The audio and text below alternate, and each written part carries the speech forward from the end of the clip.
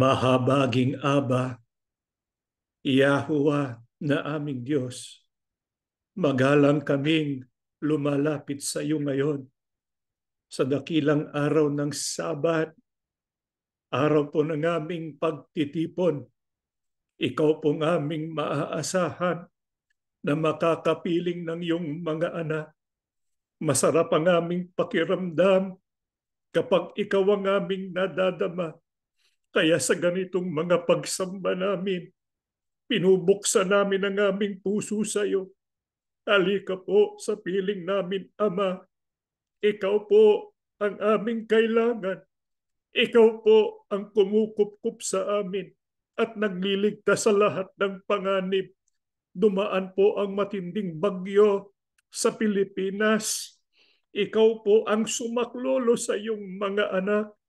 Hindi mo kami pinayagan mapahamak dahil po sa iyong dakilang pag-ibig. Purihin ka at pasalamatan. Patuloy pong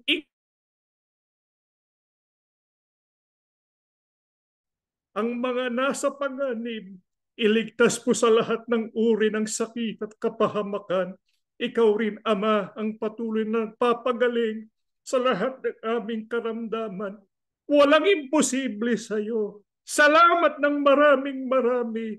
Patuloy po kaming ginagabayan, pinalalakas sa pananampalataya. Ama, maawa ka ngayon. Pakipatawad kaming ganap. Pakilinis po ang aming puso't budhi para maramdaman ka namin sa ikalalakas ng aming pananampalataya. Panginoong Yahushua, huwag ka po sanang lalayo sa sino man sa iyong mga hinirang. Saan po kami pupunta? Ikaw po ang aming bato. Nakatayo kami sa iyo.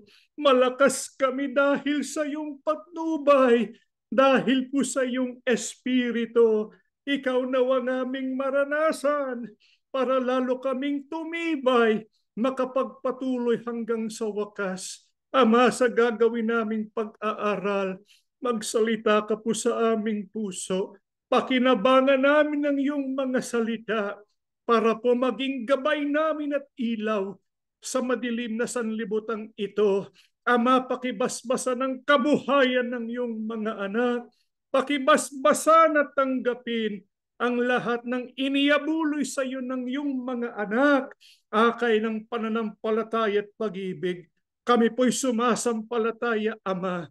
Dininig mo ng aming panalangin sa pangalan po ng aming tagapagligtas na si Yahushua HaMashiach. Amen.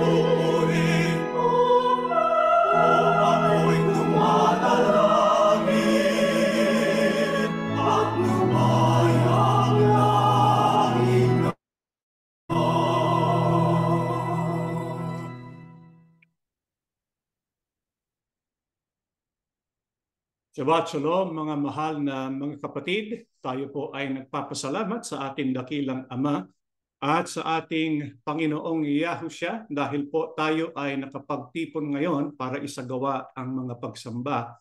Alam natin, lalo na sa Pilipinas, marami po tayong mga dinadaanang pagsubok kasama po ang bagyo at iba't ibang kalamidad.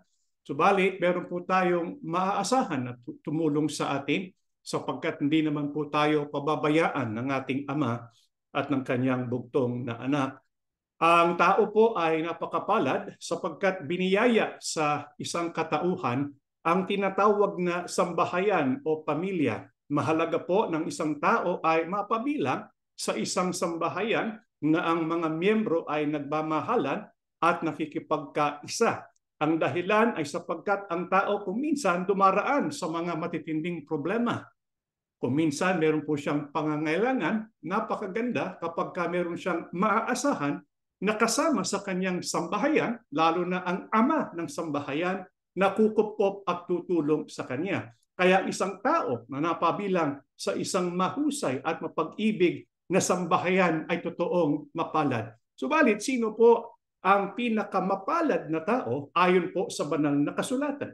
Magsimula po tayo sa ating pag-aaral dito po sa Efeso 2:19-20. Kaya kayong mga hindi Hudyo ay hindi na mga dayuhan o taga-ibang bansa, kundi kaisa na ng mga pinabanal at kabilang sa pamilya ng Diyos.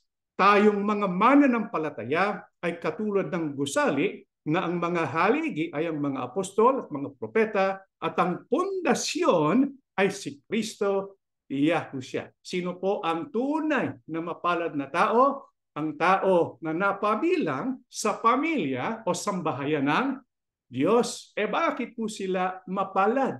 Sapagkat ang taong kasama sa pamilya ng Diyos makaaasa sa tulong ng Ama na siya pong pinakapangulo ng sambahayan. Kaya sa isang taong kabilang sa pamilya ng Diyos, siya po ay mag-aani ng mga pangako ng ating Panginoong Diyos. Kaya dumating man ang mga pagsubok ng buhay, hindi siya nawawala ng pag-asa sapagkat alam niya makaaasa siya sa tulong ng Ama. Subalit, sino po ang mapapabilang sa pamilya ng Diyos? Sila po na nakatayo sa pundasyon na si Yahushua HaMashiach. Sa makatwid ang mga taong binautismuhan o kaya ng Panginoong Yahushua na idagdag sa kanyang katawan, sila po'y nadagdag rin sa pamilya o sa sambahayan ng Diyos. Sila po ay tunay na mapalad. Subalit, ano po ang pananagutan ng lahat ng kasama sa sambahayan ng Diyos? Ito po sa Efeso 5:1-2, dahil kayo'y mga anak na minamahal ng Diyos, tularan ninyo siya. Mamuhay kayong puno ng pag-ibig tulad ni Kristo. Dahil sa kanyang pag-ibig sa atin, inialay niya ang kanyang buhay bilang mabangong alay at handog sa Diyos. Ano po ang responsibilidad o kaya pananagutan ng mga kasama sa sambahayan ng Diyos? Dapat maging katulad sila ng Pangulo ng sambahayan. Sino po bang Pangulo ng sambahayan? Di po ba ang ating Ama na si Yahuwah? Dapat maging katulad din tayo ng pinakakuya ng sambahayan. Sino po siya? Walang iba kundi ang ating Panginoong Yahushua. Paano tayo magiging katulad ng Ama at ng kanyang bugtong na anak? Kapag umiiro sa atin yung pag-ibig, kaya na ang sabi ni Apostol Pablo, tularan natin ang pag-ibig ng Diyos, tularan natin ang pag-ibig ni Kristo. Dahil po sa pag-ibig na yan, tayo po na makasalanan ay nilapi at inampon ng Diyos para po maging kasama sa kanyang sambahayan. Kaya ito'y isang malaking biyaya at pribilehyo. Huwag po natin sayangin ang pribilehyong ito. Pero itong pribilehyong ito, meron pong katapat na pananagutan. Yaan po ay ang pag-ibig. Ang umira sa sambahayan ng Diyos ay dapat pag-ibig. Kaya ang dapat umiral sa atin, mga individual na kasama sa sambahayan ng Diyos ay pag-ibig. Sino po bang nabubuhay sa pag-ibig? Pakinggan po natin dito po sa unang Juan 4:20-21, kung sinasabi ng sino man, iniibig ko ang Diyos at napopoot sa kanyang kapatid, siya'y sinungaling sapagkat ang hindi umiibig sa kanyang kapatid na kanyang nakikita ay hindi maaaring umibig sa Diyos na hindi niya nakita. At ang utos na ito na mula sa kanya'y nasa atin na ang umiibig sa Diyos ay dapat ding umiibig sa kanyang kapatid. Sino po ang tunay na nabubuhay sa pag-ibig? Siya po ang umiibig sa Diyos at umiibig din sa kanyang kapatid. Hindi po posible na ang tao ay magsabi, iniibig ko ang Diyos, pero ang kapatid iniibig. Ang sabi nga ni Apostol Juan, sinungaling ang kapatid na yon. Sapagkat ang isang sukatan ng pag-ibig natin sa Diyos ay ang pag-ibig natin sa isa't isa. Sa makatwid, sa sambahayan ng Ama, dapat makita yung pag-ibig sa Ama, si Yahuwah, pag-ibig sa kanyang anak na si Yahusha, at ang pag-ibig natin sa isa't isa. Sino po ba ang nagtatag ng pag-ibig sa magkakapatid? Sinong nagtatag sa kapatiran sa loob ng sambahayan ni Yahuwah? Pakinggan po natin ang nakasulat sa Mateo 23:8-10. Ngunit kayo, huwag kayong patawag na guro, sapagkat iisa ang inyong guro at kayong lahat ay magkakapatid. Huwag ninyong tawaging ama ang sinumang tao sa lupa, sapagkat iisa ang inyong ama, ang Ama na nasa langit. Huwag kayong patawag na tagapagturo, sapagkat iisa ang iyong tagapagturo, ang Kristo. Sino po ang nagtatag ng pag-iibigang magkakapatid sa sambahayan o pamilya ni Yahuwah Aba? Walang iba kundi ang ating Panginoong Yahusha. Napansin po ninyo yung sinabi po ng ating tagapagligtas. Sabi niya, huwag kayong patawag na guro, huwag kayong patawag na rabi, huwag kayong patawag na ama. Bakit? Sapagkat lahat tayo ay magkakapatid. Ibig sabihin tayo ay pantay-pantay. Wala pong isa na higit sa kanino man. Kaya hindi natin pwedeng sabihin merong pinakapangunang leader sa sambahayan ng Diyos maliban kanino? Sa Panginoong Yahusha. Kasi kapag sasabihin po natin, meron po tayong kinikilalang executive leader o kaya pinakapangunahing leader, pinapalitan na natin ang ating Panginoong Yahusha. Sino po ang iisang pangunahing leader natin? Walang iba kundi siya na ang pinakaulo ng eklesiya.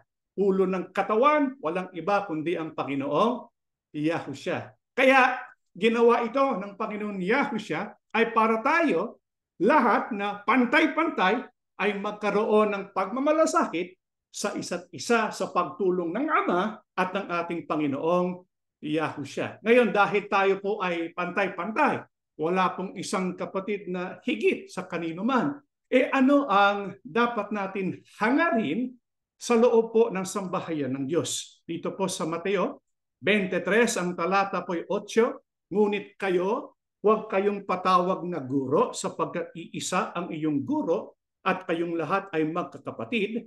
Ang pinakadakila sa inyo ay magiging lingkod ninyo. Ayon po sa ating Panginoong Yahusha, dahil tayo po ay magkakapatid sa loob ng sambahayan ng Diyos, ano po ang dapat natin hangarin? Maglingkod. Huwag natin hangarin na tayo ay paglingkuran. Kasi kapag hinahangad natin tayo ay paglingkuran, umaasta tayo bilang Panginoon. Sino bang Panginoon? Hindi po ba ang Yahusha HaMashiach? Hindi po tayo ang Mesias. Hindi po tayo ang pangunahing leader, kundi ang Panginoong Yahusha. Sa makatwid, dapat ang hangarin natin ay maglingkod sa isa't isa bilang pagpapahayag ng pag-ibig natin. Alamin natin, paano ba tayo magiging lingkod? Hindi pwedeng umastang Panginoon ang isang kasama sa sambahayan ng Diyos. Paano po natin maipapahayag ang pag-ibig natin sa isa't isa? Pakinggan po natin ang nakasulat po sa Filipos 2:1-2. Kaya nga, sapagkat mayroong kasiglahan ang buhay kay Kristo, mayroong kaaliwan ng pag-ibig, mayroong pakikiisa ng Espiritu Santo, at mayroong kagandahang loob at malasakit para sa isa't isa. Lubusin ninyo ang aking kagalakan magkaroon kayo ng iisang kaisipan. Magbuklod kayo sa iisang pag-ibig at magkaisa kayo sa puso't diwa. Ano po ang hangad ng Panginoong Yahushua? Ayon sa pagtuturo ni Apostol Pablo, na maghari po sa sambahayan ng Diyos, na tayo po ay nagkakaisa. Mahalaga po ang pagkakaisa sa isang sambahayan. Halimbawa, sa sambahayan ko, ako po ang pinaka-ama ng sambahayan. Meron akong asawa, meron akong mga anak. Kung hindi po kami nagkakaisa bilang pamilya, hindi po ito makakabuti sa kaninuman. Para ang isang sambahayan ay mapanatili ang kaligayahan at kapayapaan, mahalaga yung pagkakaisa. Pero sa sambahayan natin, mga kapatid, kung mapapansin po ninyo, yung pagkakaisa na tinutukoy, hindi po nangahuhulugan na magkapareho tayo ng mga opinyon. Kasi sambahayan ng mga tao, meron silang kanyang-kanyang mga iba't ibang opinyon. Yung pagkakaisa na binabanggit ni Apostol Pablo, na dapat umiral sa sambahayan ng Diyos. Anong pagkakaisa po yun? Ayon po sa ating binasa, ito po ay magkaroon tayo, sabi ni Pablo, magkaroon kayo ng iisang kaisipan, mabuklod kayo sa iisang pag-ibig. Magkaisa kayo sa puso't diwa. Sa makatwid, yung pagkakaisa na hinahanap ni Apostol Pablo na dapat maghari sa sambahayan o pamilya ng Diyos ay ang pagkakaisa sa pag-ibig. Paano ba yung pagkakaisa sa pag-ibig? Kasi sabi ni Apostol Pablo, mabuklod kayo sa isang pag-ibig. Ang sabi niya, dapat magkaroon tayo ng kagandahang loob at malasakit para sa isa't isa. Napansin po ninyo? Malasakit at kagandahang loob sa isa't isa. Hindi po sa ilan lang. Kasi kapag ang isang kabilang sa sambahayan ng Diyos, meron siyang kagandahang loob o kaya malasakit para sa pili lang ng mga kasama sa eklesiya, sa mga kasama sa sambahayan ng Diyos, hindi po pagkakaisa. Walang pagkakaisa sa sambahayan ng Diyos. Kailan lang magkakaroon ng pagkakaisa sa sambahayan ng Diyos? Kapag wala tayong pinipili. Lahat, kahit pa yung isang kasama sa sambahayan ng Diyos na palaging kumukontra sa atin, halimbawa, o kaya hindi natin kasundo palagi, halimbawa, di ba? Kapag yun, hindi natin kayang ibigin din, di masisira yung pagkakaisa. Yung pagkakaisa na hinahanap sa atin ng Diyos, na dapat umiral sa kanyang sambahayan, ay ang pagkakaisa sa pag-ibig. Matutupad lang kapag lahat isa-isa iniibig natin. Anong pinakasusi para po matupad natin yung pagkakaisa sa pag-ibig? Pakinggan po natin dito po sa Filipos 2:3-4, huwag kayong gumawa ng anuman dahil sa paghahangad ninyong maging tanyag. Sa halip, bilang tanda ng pagpapakumbaba, ituring ninyong higit ang iba kaysa inyong mga sarili. Pag malasakitan ninyo ang kapakanan ng iba at hindi lamang ang sa inyong sarili. Ano po ang pinakasusi para maisagawa natin yung pinagagawa sa atin ni Apostol Pablo na pairalin po yung pagkakaisa sa pag-ibig sa sambahayan ng Diyos? Magagawa natin yan kapag natutunan natin yung tinatawag na pagpakumbaba. Mahalaga ang pagpapakumbaba. Bakit? Sapagkat kung wala ang pagpapakumbaba, ang mangyayari, nagpapaliksahan yung mga tao. Kasi gusto niya maging tanyag siya. Dahil sa hangarin niya maging tanyag siya o higit sa iba, masisira yung pag-iibig sa isa't isa. Ano bang kahulugan ng pagpapakumbaba? Kapag tinuturing natin higit ang iba kaysa sa ating sarili. Yan ang pagpapakumbaba. Pansinin po ninyo mga kapatid, sa sambahayan o kaya sa isang, kapag kayong mga miyembro ng sambahayan o ng organisasyon, ang umiiral ay ang pag-aanga o yung ano ba yung Tagalog ng pride, pagmamataas.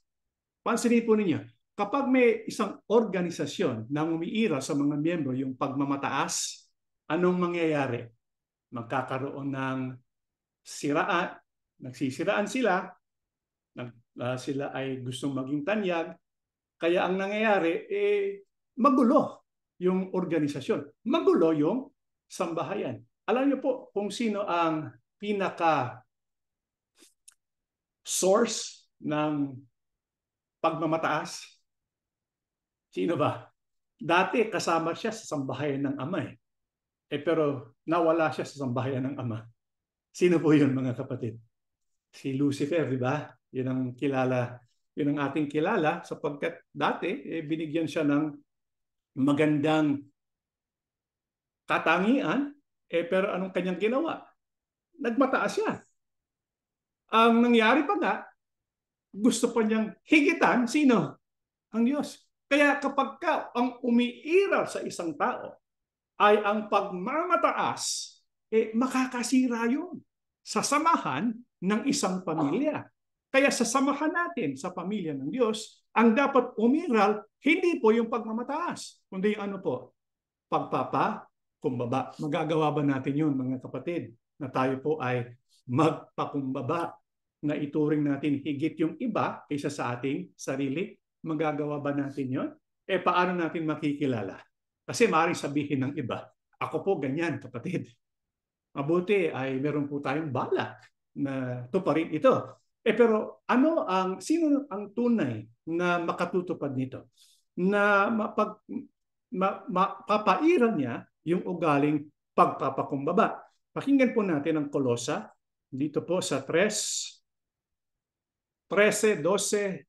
Magpasensya kayo sa isa't isa at magpatawad kayo kung may hinanakit kayo kanino man. Magpatawad kayo gaya ng pagpapatawad sa inyo ng Panginoon.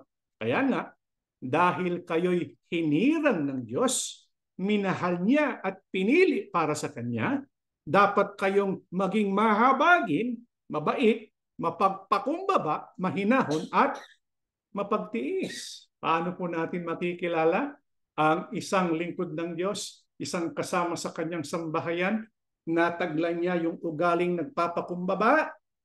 Ito po ay marunong magpasensya. Sabi ni Apostol Pablo, magpasensya kayo sa isa't isa. Bakit po mahalaga yung marunong po tayong magpasensya sa isa't isa? Sapagkat walang taong perpekto. Wala po tayong makakasamang tao na pareho ang ugali natin, parehong opinion natin, di ba? Magkakaroon talaga ng hindi pag-uunawaan. Kung minsan, meron tayong masasabi o magagawa na hindi naman sinasadya, pero ito'y magbubunga ng hinanakit. Para hindi po maging kasangkapan yon, para masira ang pagkakaisa sa pag-ibig sa sambahayan, anong mahalaga? Tayo ay mapagpasensya. Kaya mabuti po yung mga lingkod ng Diyos na yan ay natutunan Kasi merong mga tao ugaling maramdamin, di ba? Merong mga taong ugaling sila ay nagagalit. Merong mga taong madaling mapikon, di ba? Iba-ibang ugali yan Kaya ang dapat matuto tayong maging mapagpasensya. Ano ang dapat natin ibihis para ito'y matupad natin? Ang sabi, dapat tayo maging mabait, mahinahon, at mapagtiis. Paano kapag tayo nagawa ng masama? Ang sabi, dapat tayo ay magpatawad. Kasama yon sa tinatawag na pagpapakumbaba. Na opo, ginawan tayo ng masama. Pero magpatawad tayo sa Kanya. Paano tayo dapat magpatawad sa isa't isa? Katulad po ng pagpapatawad ng Panginoong Yahushua sa atin. Hindi po ba pinatawad tayo ng Ama? Hindi po ba pinatatawad tayo ng Anak? Kasi kung hindi tayo pinapatawad, hindi na po tayo makakasama sa pamilya ng Diyos. Pero mabuti na lang, mahabang pasensya ng Ama, mahabang pasensya ng Panginoong Yahushua. Kaya kung paano tayo pinapatawad, dapat magpatawad din tayo sa isa't isa. Katulad ng pagpapatawad ng Panginoon sa atin. Anong katunayan? Na talagang napatawad na natin ang isa't isa. Kasi maaaring sabihin ng iba, napatawad ko na siya. Pero yun ba'y totoong napatawad mo na? O baka galing lang sa bibig? Baka lang sinasabi lang natin yun pero hindi nagmumula sa ating puso. Paano kung tayo pinatawad ng Panginoon Yahushua pero hindi galing sa kanyang puso? Alam natin, imposible yun. Sapagkat yung kanyang sinasabi, yun ang kanyang talagang dinadama. Tayo, paano po natin malalaman na talagang napatawad na natin ang isa't isa? Pakinggan po natin dito po sa Santiago 5:16. Kaya nga, ipagtapat ninyo yung mga kapatid ang inyong mga kasalanan at ipanalangin ninyo ang isa't isa upang kayo'y gumaling. Malaki ang nagagawa ng panalangin ng taong matuwid. Paano po natin malalaman kung talagang napatawad na natin ang isa't isa? Kapag naipanalangin na natin siya ng buong puso. Kasi kapag isang tao hindi pa natin napapatawad, baka hindi natin magawa yung ipanalangin natin siya. Tayo po, nung pinatawad ng Panginoon Yahushua, patuloy po niya tayong pinapanalangin. Gayon din ang dapat nating gawin. Magpanalangin natin isa't isa, magtapat tayo sa isa't isa. Kapag ito po ang ating magagawa, ang iiral sa sambahayan ng Diyos ay ang pag-ibig. Pag pag-ibig ang umiiral sa sambahayan ng Diyos, ano po ang ating maaasahan? Yung kapangyarihan ng Diyos ay dadalo sa kanyang sambahayan, kasama rito ang pagpapagaling sa ating mga karamdaman. Kaya yung pong sambahayan ng Ama, kakaibang sambahayan ito. Hindi po ito dapat maging katulad ng karaniwang sambahayan. Kung sa karaniwang sambahayan ang naghahari ay ang pagtatalo at ang pagkabahagi, dapat sa sambahayan ng Diyos ang maghahari ay ang pagkakaisa sa pag-ibig. Bakit lalong mahalaga ito sa panahon natin ngayon? Pakinggan po natin ang huling talata na ating pong pag-aaralan dito po sa Pedro 4:7-8. Ngunit ang wakas ng lahat ng mga bagay ay malapit na. Kaya kayo'y magpakatino at magpigil sa sarili, alang-alang sa inyong mga panalangin. Higit sa lahat, magkaroon kayo ng maningas na pag-ibig sa isa't isa, sapagkat ang pag-ibig ay nagtatakip ng maraming kasalanan. Kailan lalong dapat umiral ang pag-ibig natin sa isa't isa? Pagka ang wakas ng lahat ng bagay ay malapit na. Hindi po ba totoo na malapit na ang wakas ng bagay? Nakikita natin ang mga nangyayari sa mundo. Nandyan po ang mga digmaan, nandyan ang panganib, nandyan ang kalamidad. Di ba nyo napapansin ang kalamidad ngayon? Hindi po pangkaraniwan. Kung ikukumpara natin sa mga nakaraang panahon, yung mga kalamidad na nangyayari, kakaiba. Yung mga digmaan na napipintong mangyari, kakaiba. Iisa lang ang ibig sabihin, palapit tayo ng palapit sa wakas ng lahat ng bagay. Ano ang dapat mangyari pagka malapit na ang wakas? Dapat lalong maging maningning ang ating, wag po nating kalilimutan ang sinabi ng ating Panginoong Yahushua, ang isang palatandaan. Pag malapit na ang wakas, mawawala sa sanlibutan yung pag-ibig. Manlalamig ang tao sa pag-ibig. Yung kanyang pag-ibig sa Diyos at pag-ibig sa kanyang kapwa, yun ay mawawala. Manlalamig yun. Pero para sa sanlibutan yun, hindi po yun para sa sambahayan ng Ama. Sa sambahayan ng Ama, iba. Baliktad. Sa sambahayan ng Ama, kapag malapit na ang wakas, lalong tumitindi, lalong nagnitingning ang pag-ibig natin sa isa't isa. Bakit? Sapagkat yung pag-ibig natin sa isa't isa, nanggagaling po kanino yan? Sa Ama, hindi sa sanlibutan. Yung pag-ibig na isasagawa natin na di pangkaraniwang pag-ibig, nanggagaling ito sa pag-ibig ng Ama at pag-ibig ng Anak para sa ating lahat. Huwag po nating kalilimutan tayo po'y kabilang sa sambahayan. Ano man ang ating race, ano man ang kulay ng ating balat, saan mang bansa galing tayo, kabilang tayo sa iisa lamang pamilya. Magkakapatid tayo, mga kapatid. Kaya dapat ay magtulungan tayo sa isa't isa. Magpayo tayo sa isa't isa. Magmalasakitan tayo sa isa't isa. Panahon ng kagipitan, dapat nandyan tayo. Kapatid, ano bang maitutulong ko sa iyo? Kapatid, paano ba ako magiging kasama mo sa ganitong pagkakataon? Makatulong sa iyong pagsubok. Dapat tayo nakahanda palagi na kampihan ang ating kapatid sa loob ng sambahayan ng Ama. Pero higit sa lahat, huwag nating kalilimutan dahil tayo po kabilang sa sambahayan ng Ama. Makalalapit tayo sa pinakapangulo ng ating sambahayan. O kaya makakalapit tayo sa pinakakuya natin. Walang iba kundi ng ating Panginoong Yahushua.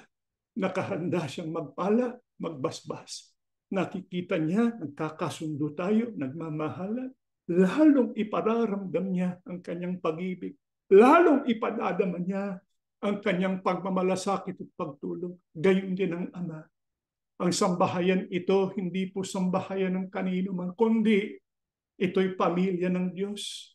Alam niyo po ba kung kailan pa pinanukala ito ng Diyos bago palalangin ang sanlibutan?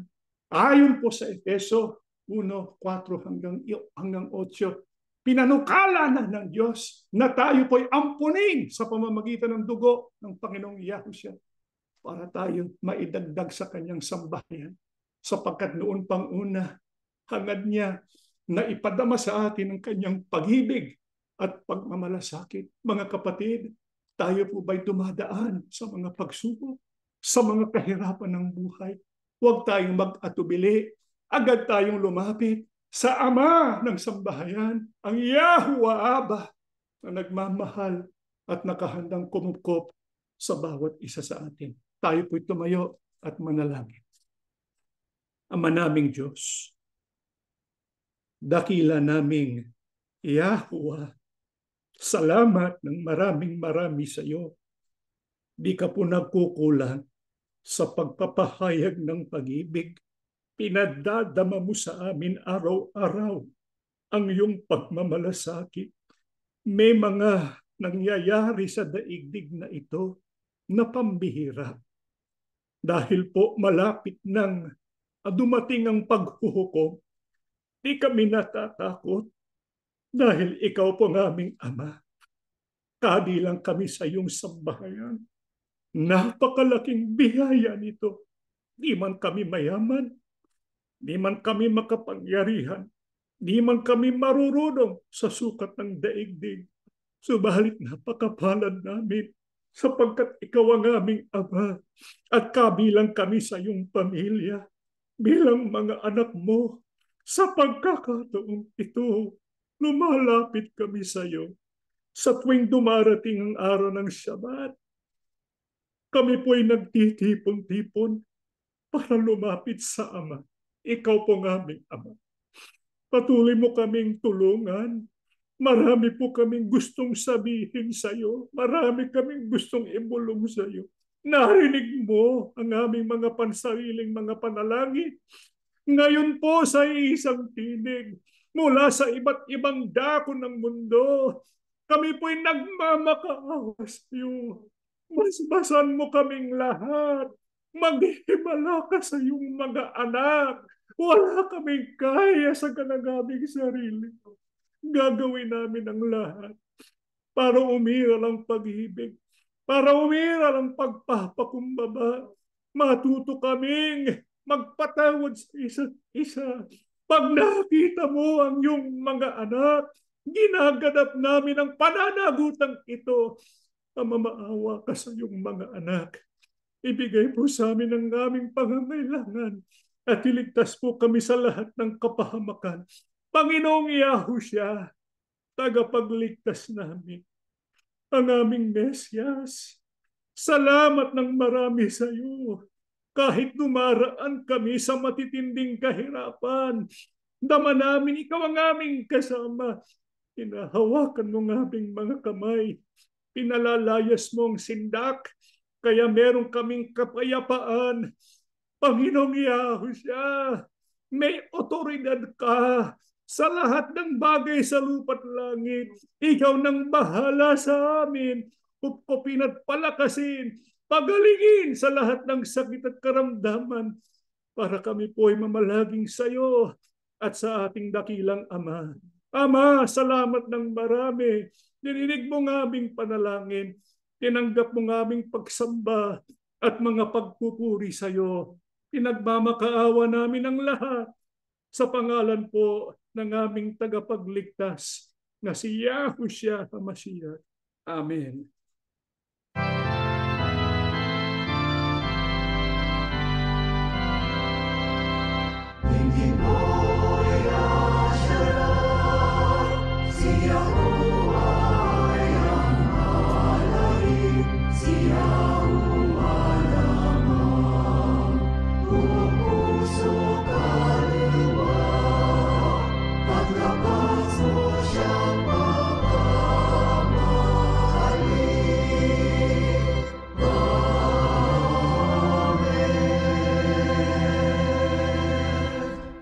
Ang walang maliw na pag-ibig at masaganang awa ni Yahuwah Abba lumukob sa ating lahat. Ang alaala kapayapaan ni Yahushua HaMashiach magpalakas sa atin at ang laging pagsama ng banal na Espiritu sumaating lahat ngayon at magpakailanman. Amen. Mga kapatid, natatapos na po ang ating pagsamba. Pagpalainawa tayo ni Yahuwah Abba at ni Yahushua HaMashiach. Shabbat Shalom po sa inyong lahat.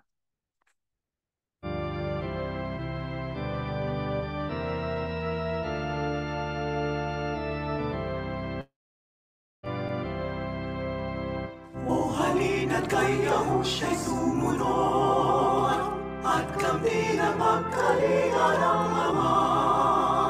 Tuparin ang utos niya, tayo'y magpakatatag at sa panig natin ang Amang Banal.